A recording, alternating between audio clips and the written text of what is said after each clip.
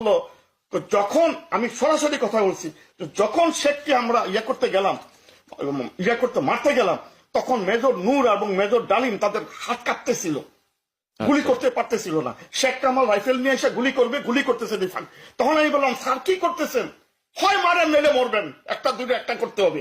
কেউ শ্বাস পেল না, আমি সমানে ব্রাশ ফায়ার করে দিলাম, শেখ করে গেল। এই কথাটা কে বলছে? এটা বলছে মোসলিউদ্দিন, জার্মানিতে আছে। মোসলেউদ্দিন, উনিও আর্মির একজন কর্মকর্তা ছিলেন, হাবিলদার ছিলেন। এটার ভিতরে 8 জন ইয়া ছিল, এই কুটার ভিতরে অ্যাকশনে ছিল 8 জন আর্মি অফিসার, 2 জন সিপাই।